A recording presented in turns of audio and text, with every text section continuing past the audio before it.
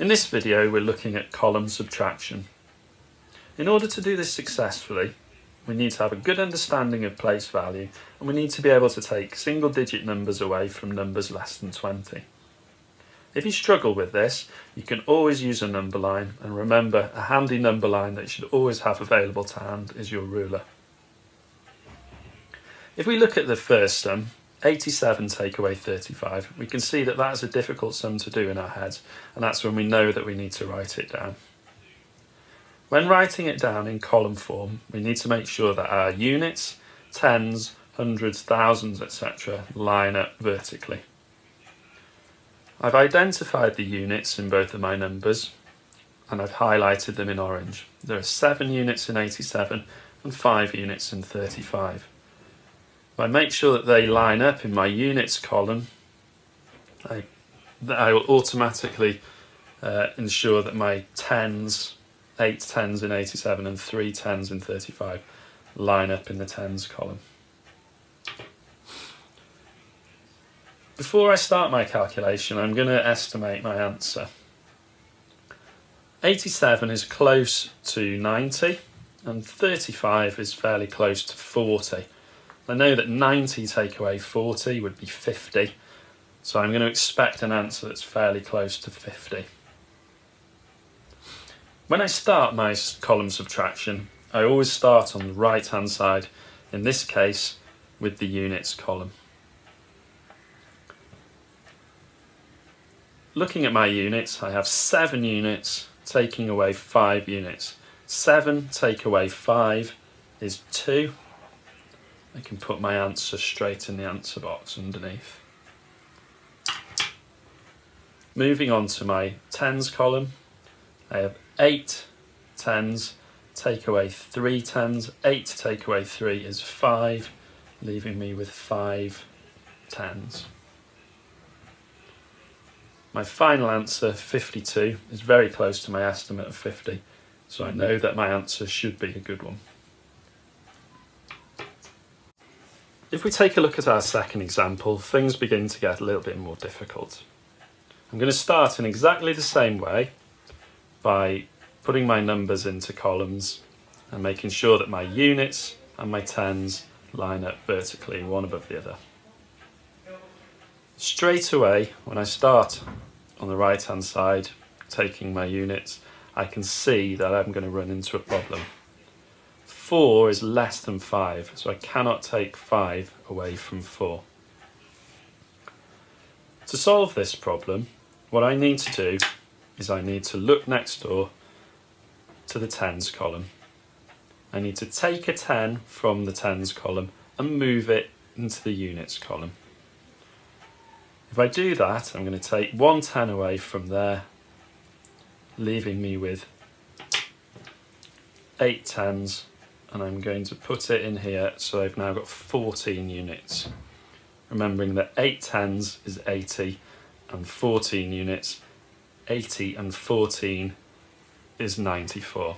So I haven't changed my number, I've just regrouped my tens and units to help me to solve the sum. I can now continue quite easily. 14 take away 5 gives me 9 units, and 8 take away 7 gives me 1, 10, leaving me with 19 as my answer. I did forget to do my estimate at the beginning, so I'm now going to do it just to check my answer. 94 is fairly close to 100, 75 is close to 80, 100 take away 80 would be 20. That's very close to my estimate. I am confident that my answer is correct. Another way to check when you're doing column subtraction is by working backwards and adding. As I can see, 9 and 5 is 14, 1 and 7 is 8. A second way to check. I'm very confident now that my answer is correct. Moving on to the third example, nothing changes here other than the fact that I'm now working with hundreds as well as tens and units. starting exactly the same way. Start on the right hand side, in this case the units column, and working right to left, working backwards. Once again, I can see straight away I'm going to run into problems. 4 is less than 8, so I cannot take 8 away from 4. So I'm needing to go next door into the tens column, take a 10, leaving 5 tens there. I'm going to bring it in here, give me 14 units. 14 take away 8 is 6. And moving into my tens column, I can see once again 5 is less than 7. I'm running into difficulties. I need to go into the hundreds column, take 100 from the hundreds column, leaving me with no hundreds, and bring it into the tens column. I've now got 15 tens. 15 take away 7 leaves me with 8. Looking at my hundreds, I don't have any hundreds to deal with, so my answer is 86. Once again, I didn't do my estimate. If I had done my estimate, 164 is close to 160, 78 is close to 80, 160 take away 80 would give me 80. It's close to my answer. Again, working backwards, 6 and 8 is 14, 8 and 7 is 15. I can see that my answer is correct. In the next example, we are dealing with 2 3-digit numbers. Once again, the method is exactly the same, starting on the right hand side. You can see straight away 2 is less than 9.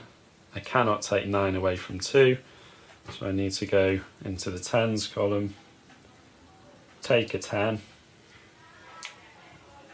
into the units, 12 units, take away 9, leaves me with 3 units, 5 tens, take away 5 tens, leaves me with 0 tens.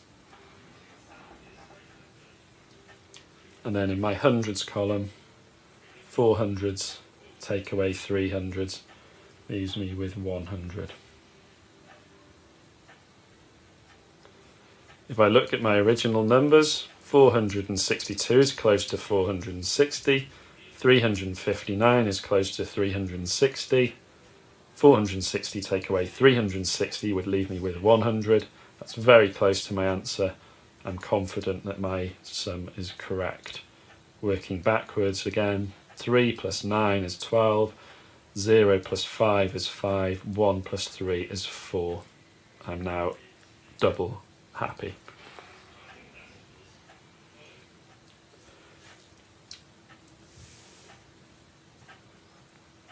We can apply exactly the same process to decimals. The only difference here is the fact that we are looking at units, tenths and hundreds rather than hundreds, tens and units. Once again, I need to make sure that my units are lining up and also my decimal points. So I've got a double point of reference. I've identified the units in both of my numbers here, 4 units and 2 units, making sure that they line up in my units column. My decimal points all line up.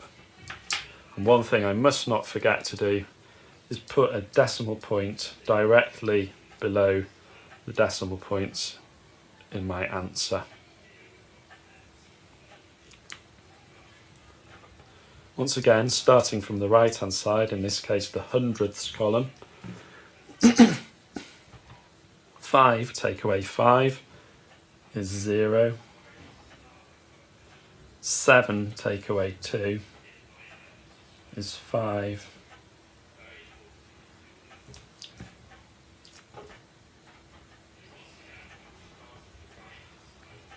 Moving into my units column, 4 take away 2 is 2. 4.75 take away 2.25 leaves me with 2.50 or 2.5.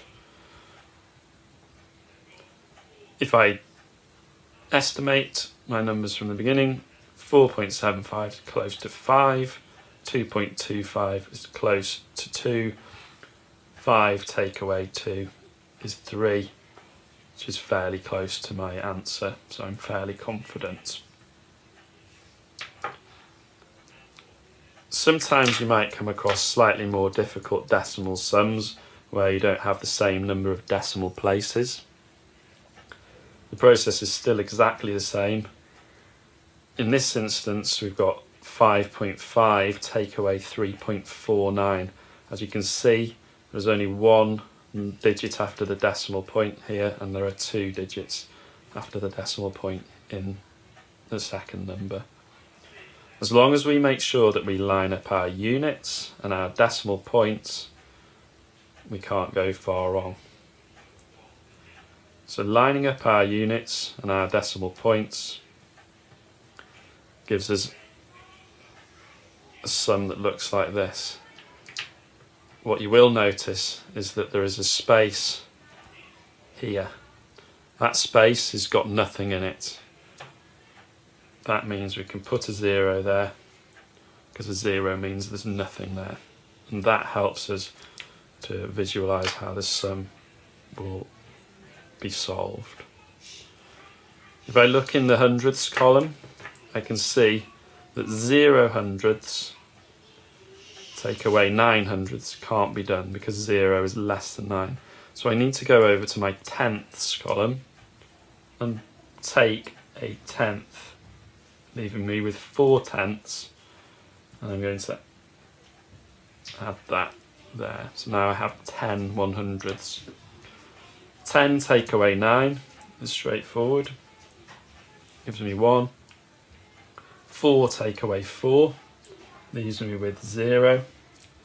I mustn't forget to put my decimal point in my answer, and I can move on to my units. 5 take away 3 gives me 2. Looking at my original numbers, I had 5.5 take away 3.49, 5.5 is close to 6, 3.49 is close to 4, 6 take away 4 leaves me with 2. Or if you're more familiar with decimal numbers, 5.5 take away 3.5 would leave me with 2 as well. 3.49 being close to 3.5.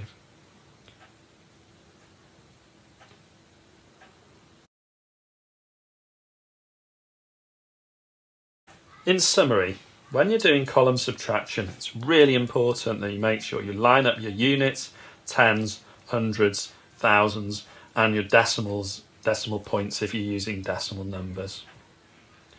It is important which order the numbers come in. So the number on the left needs to go on the top, the number on the right needs to go on the bottom. 87 take away 35 is not the same as 35 take away 87. If you have digits on the top that are smaller than digits on the bottom, you will need to regroup. Good luck with your column subtraction, and see you next time.